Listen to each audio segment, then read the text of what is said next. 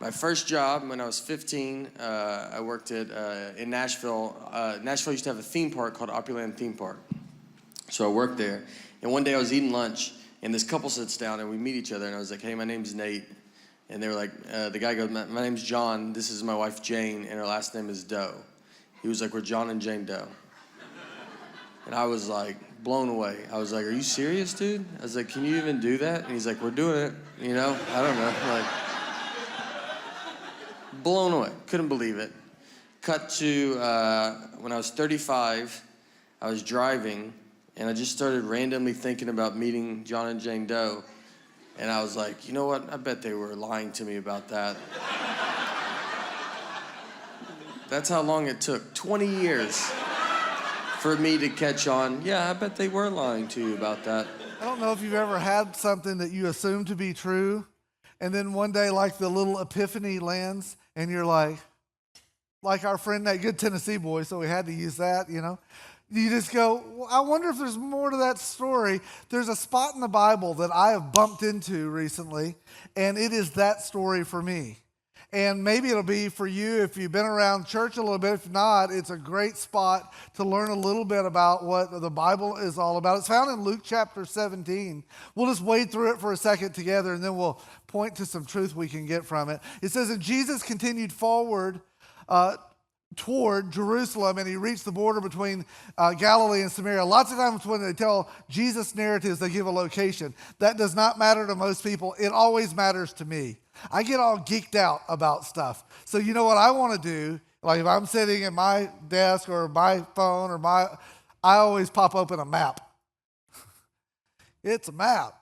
And right there it is. And that's where he was up in the top, Galilee. If you're not map weird, well, get over it. It'll only take 30 seconds. But I like this stuff. Nazareth, that's where he's from. You'll hear about that in the Christmas story a little bit. That helps. He was up there moving south. That's down for those of you who are challenged. Towards Samaria. He was headed to Jerusalem, way down here in the south. That's by Bethlehem. That's the Christmas story piece again. In between was Samaria, and Samaria was a place that didn't fit. Now, this is going to weird you out a little bit because we don't experience this, but back in those days, there were people who just didn't get along. I know. I'm serious, like bad. It was like, you're not like me, so I don't like you. It was all over. Aren't you glad we've evolved from that nasty time in life? In Samaria, they suffer this all the time. The Gentile people didn't like Samaritans because they were just a little bit too Jewish for them. Like, I ain't dealing with that. But the Jewish people didn't like Samaritans because they were just not Jewish enough for them. And matter of fact, they believed that there were certain things to even go into the country or have contact with somebody could make you unclean to be able to go and worship. There was all kinds of weird stuff going on. Jesus is going toward that place. The next verse says, as he entered into the village there, 10 men with leprosy stood at a distance crying out. They said, Jesus, Master, have mercy on us. There's a lot of things in that one little passage that make sense. One, they stood at a distance, and the reason they stood at a distance is because that's all they were allowed to do. They had leprosy. Leprosy is one of those things that seems like an old Bible thing. Aren't you glad we don't deal with that anymore? You know, the fact of the matter is, interesting fact to me, is that in your lifetime, there have been millions of cases of leprosy. Matter of fact, this year, there will be about 200,000 cases of leprosy diagnosed in our world. It's still around. You know why people don't talk about it? Because they fix it. They don't call it leprosy anymore. They call it Hansen's disease. I thought about that this week. Would you want a disease named after you? I want a cure. The Hansen cure, but they call it the Hansen disease. He figured out the bacterium that leads to and kind of built from that a little cocktail of antibiotics to attack that, and they give them to people, and the cure rate's through the roof now. Matter of fact, the World Health Organization gives most of it away to anybody in the world that needs it. Crazy, huh? And so it's still around, but in that day it was a death sentence. And it was more than a death sentence. It was also, a lot of people felt like you're like cursed if you had it. They're like, ooh, what did you do wrong? So it was like already horrible physically. It was horrible mentally. It was horribly spiritually. You were an outcast. Some of these guys were from Samaria and they were an outcast from that. This was a tough thing. They called from a distance because they wouldn't let these contagious people get near others. Sometimes they'd put like a bell around their neck. That didn't just make them feel weird. It made people think they were Mississippi State fans. And that's like, yikes. Haven't we been through enough? Both of you Mississippi State fans, just kidding. They would do that just to humiliate more, or maybe they'd wear a sign, or at worst, they would stand at a distance and yell. And so they yelled toward Jesus. And in my mind, I know how things play out. I'm a little bit like our friend Nate on the comedian side. You kind of see how this is going to play out. They yell toward him. Sometimes you know what Jesus did. When people that were untouchable did that, he'd like go over to them and touch them, and everybody would go, "Oh, I can't believe he touched them." And then they go, "Oh, and he can heal them." Wow, he didn't do that. That would have been cool, though. They yelled, and he doesn't go over there, and he doesn't heal them-ish. Instead, this is what he does. He looked at them, and he said, "Go, show yourself to the priest." They weren't healed. He didn't say if they were like, TV evangelist people, they had to like smack them on the head and had some people catch them and pick them up, fan them off, dust them off. That had great made for TikTok videos or something. Didn't do any of that. He stands at a distance and he's just like, "Yeah, go away." That just seems so rude. There's so many better ways he could have done it. And as they went, I don't understand this. It doesn't give us the details, so I have to think about it all in my mind. As they went, they were cleansed of their leprosy. We don't know to go see the priest. That was the normal thing to do. To be given a clean bill of health, that was the method they would have gone through. Now, that's weird, and by the way, we ain't doing that. Like if you're sick, although, it would be great today, if you've got some issues of sickness, Jeremy will be in the lobby later. Just go show him your rash or whatever you got going on. He won't help, but it'll be hilarious to watch. Can you imagine the priest? "Hey, look, contagious guys, come on in." Go show the priest, but he would give them the freedom to go back to their normal life. It doesn't say if this happened a step, I don't know if every half a kilometer, see, I'm speaking internationally, every half a kilometer they got a little bit better. I don't know how it happened, but I know at some point one of them looked down. Matter of fact, the next verse says one of them, when he saw that he was healed, stopped and broke away from the pack. And he came back to Jesus shouting, "Praise God," and he fell on the ground at Jesus' feet. Well, that doesn't mean much to us, but that's the first person he fell at their feet doing anything for years. So that doesn't mean anything to us. Before he shouted at a distance, and now he fell at Jesus' feet. Big change. Healed people get closer to Jesus normally. They don't shout from a distance as much. Praise God, he fell on the ground thanking him for what he's done. Jesus at this moment, I love the narrative in the Bible because it gives us personality with Jesus, and Jesus had some sarcasm, and I appreciate that in a human being. Now, some of you feel like sarcasm by and large is a sin. You just don't know. It's a love language for some people. Jesus said this, maybe it's not sarcastic, it just feels that way to me. He said, wait a minute. Correct me if I'm wrong. Didn't I heal? Wait. Seems like there was more of you. Weren't there like 10 of you? Didn't I heal 10 of you? Where's the other 9? Has no one returned to give glory to God except this guy? And by the way, he's already an outcast. Of all the people that come back, I wouldn't have, why him? The narrative for us today ends in the next verse. It says, "And Jesus said to the man, 'Stand up, go, your faith has healed you.'" There's lessons we can learn. Now, I'm not the sharpest knife all the time, so I have to get things down to real basic things. This is the lesson I learned from that, and I hope I don't lose you with my technical jargon. Gratitude, good. From what Jesus said, I am sensing gratitude, good. Let me give you another one. Ingratitude, bad. Thank you for showing up today.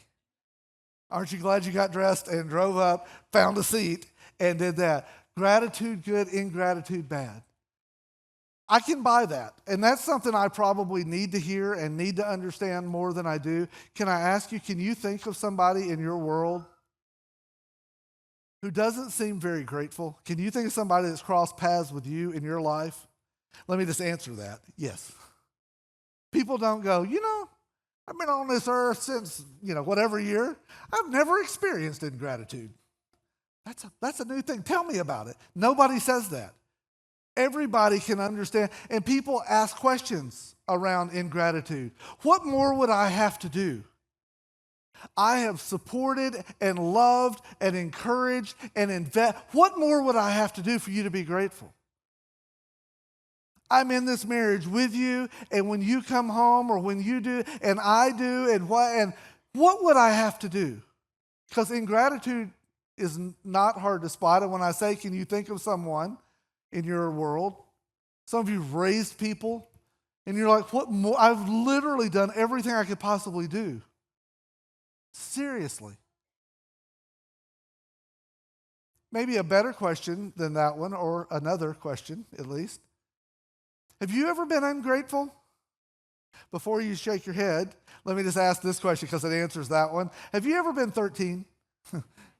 Because if you have, we know the answer to have you ever been ungrateful. All the 13-year-olds like, why are you hating on us? Because we can, because you're 13. Nobody, you're too young to be them and too old to be them, and you're confused anyway. So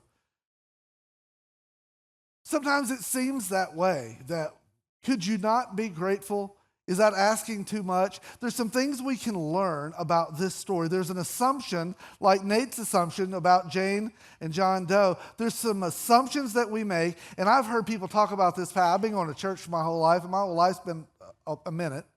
And I've heard this talked about over and over. There's always one assumption that people come up with when we read it. This is it. I put it in a math formula because I'm pretty heady that way. 10 healed lepers. 1 leper returns, so if you subtract that, that equals 9 ungrateful lepers. That's just good math. 10 left, sick. They all got better. 1 came back and said, woo! That means there's 9 that were ungrateful. Ingratitude is a thing that we need to lean into just a little bit. Here's some things I know about ingratitude that maybe we can think about together. Ingratitude is always easily to spot by the recipient. When somebody's around you with ingratitude, it is easy for you. You're always aware of it. You don't ever wonder. When I say, has anybody in your life ever not been grateful, you don't go, I don't know. Usually it's like, oh, I can think of 2 right now. I wish they were here today. I'm going to have them watch this online, but it won't help. They're not thankful enough to even watch it. Ingratitude is always noticed by the recipient. However, the initiator is rarely aware of it. People, matter of fact, for the last 2 or 3 weeks, I've known I was going to talk about this on this day. I've been all pumped up about it because I like this talk. And I've been asking people, are you a grateful person? Or maybe I've asked it better. Some of you in this room are like, he said this to me. Are you ungrateful as a person? You know how many people have said they're ungrateful? 0. Now, because some of you, this is you've gone, I could sure do better. I probably ought to do better, but I'm not an ungrateful person. And here's the crazy thing, I bet you're right. I bet you're not an ungrateful person. By the way, I bet you didn't roll your butt up out of bed this morning on a Sunday morning, get dressed, and come find a place to park, find a place to sit and do all this because you're just an ungrateful person. I'm going to lean into that and say, I bet you probably aren't an ungrateful person. You probably wouldn't be here. So maybe we need to understand that there's more going on behind the scenes than whether you're grateful or not grateful. I'll tell you this, gratitude is a relational determiner. It's a predictor of what goes on in relationships. When you don't have gratitude, you will find distance between you. Matter of fact, we'll define it this way. It predicts how much of you are willing to invest in a continuing relationship. When you don't feel gratitude, it stops growth. I'll tell you this would never happen for us people, but for people who go to other churches, this is a deal. So be careful, and this will help you help the people who go to the other churches get better. Some people go to work, and they're like, You know what I do? I show up every stinking day. I work harder than most of these other morons beside me that just kind of come in and half do everything. I'm here every day. I fight for this thing. I make it better. I'm the one who's faithful. I'm the one you can count on. And every day my bosses go, that was good, but that's not enough. You better do more. You better do more. You got more? Can you do more? Come on, do more. And it's like, hey, here's a thought. Could you just be grateful? I told you thank you once. Shut up. You're not grateful. I'm not going to continue working here because they never appreciate it. It's never enough. I was a little more passionate than I needed to be about that. It's like it's come from a true place in my heart. Kidding.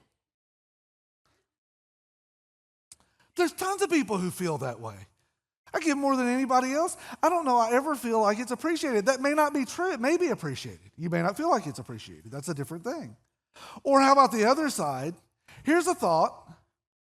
I took a risk and hired you. And we put you into our work world, and I've risked my investment as the owner of this company. And we help train you. And here's what we do. Twice a month, we write you a check. Here's a thought. Thanks. Not, why is my chair? Why do I have to get here? Here's a thought. Thank you. How about we risk our reputation by letting you put our shirt on your back that represents my company? You're welcome very much. How about some gratitude? But here's the reality. When ingratitude is sensed, when a lack of gratitude is there, people quit investing in each other. They quit taking risks on each other. They quit growing things because you say, I'm not sure how much more I'm willing to put into that because I don't know where it's headed. Gratitude like oils the machinery. It keeps things working. When it's not there, it grinds the gears. And eventually relationships fall apart. The assumption we make about this story, like our friend Nate with Jane and John, is this: 10 lepers healed minus 1 leper that returned means 9 ungrateful lepers. I just want to challenge the assumption. There is nothing in Scripture that says the other 9 weren't grateful. It said 1 returned. It didn't say 1 was grateful. It said 1 came back here. And here's my challenge to it, and I know this is just me. There's some of this that's just straight Bible. Take it for truth. Take the other part as Kris's opinion. Now, sometimes my wife feels like I blur those two things, my opinion and, truth, God's truth. But she's not here, so we don't have to listen to her today. She's home with a sick daughter. So, That didn't even make sense. I believe the 9 guys were really thankful. The truth of the matter is they did exactly what Jesus told them to do. The one that didn't do what Jesus told them to do is the one that came back. He told them to go see the priest. You know what the other 9 did? Went to see the priest. And then you know what they did? I'm not sure, but I think I know. I think they went home. I think they went home, and before they got to the door, their wife saw them coming and said, well, what are you doing? Have you lost your mind? You can't be near us. And they said, you ain't going to believe this. I met a man, and I couldn't go talk, so I yelled, and he yelled back and said, and we went and showed the priest. The priest was like, get away from me. And I'm like, no, look at this. I'm healed. I can't believe it. Where are the kids? I want a hug. I haven't had a hug in years. You know what I think he did?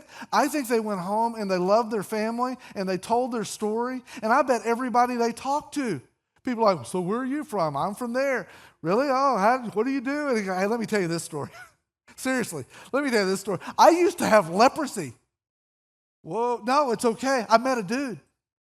He wasn't like anybody else I've ever seen. I have a feeling you wouldn't tell that story every day the rest of your life. I don't think they were ungrateful. I don't think they returned. That's the lesson maybe we need to have the epiphany for. Maybe there's more to the story than just that. It doesn't say they were just ungrateful. It said they didn't return to express their gratitude. So here's what we can take from that. The truth about gratitude is that unexpressed gratitude often communicates ingratitude.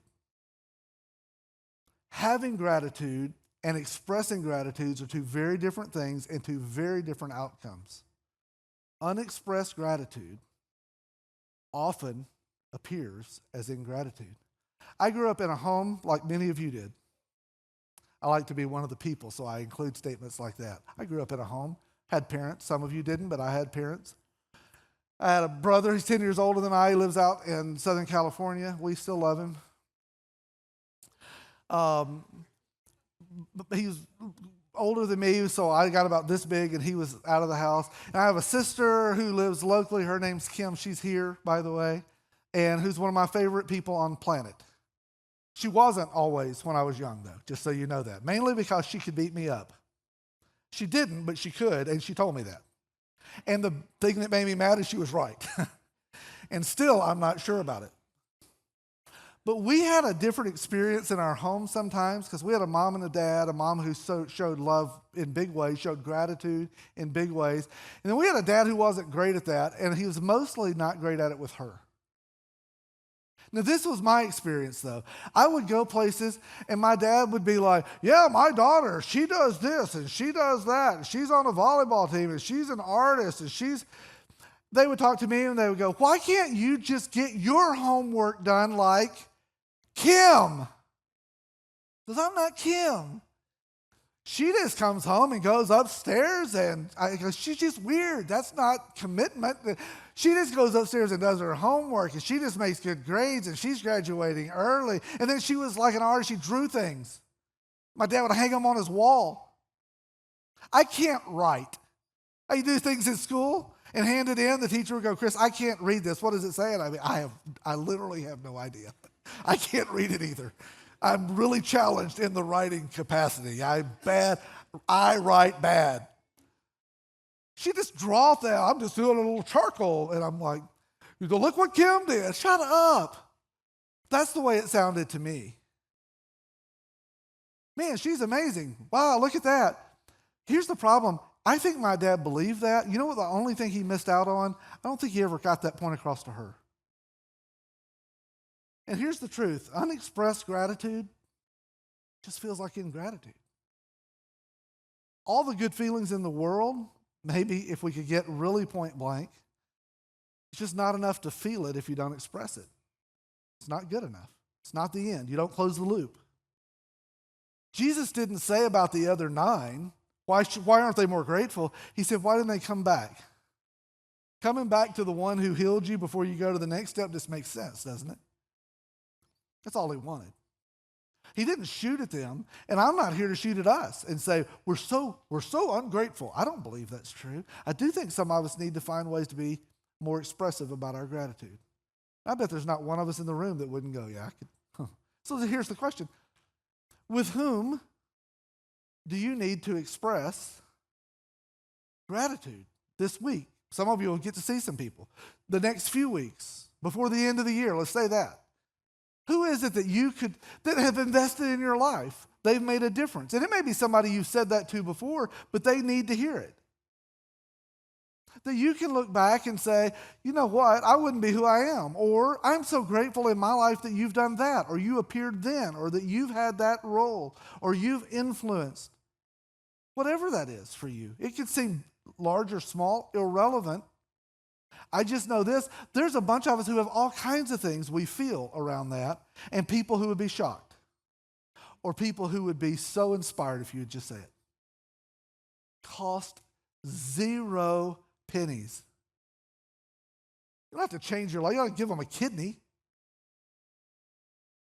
But you do have to do something on purpose. You have to recognize that unexpressed gratitude often feels like ingratitude, and we can't risk that. Now, the question is, what would keep you from doing that? I think there's 2 things. I'll just throw them out. There's probably 20 things, okay? Here's one. One is that some of you will say, I'm just not good at that. You say a lot of words, way too many words, frankly. Hurry up and get through. But yeah, it's easy for you. You talk about this stuff a lot.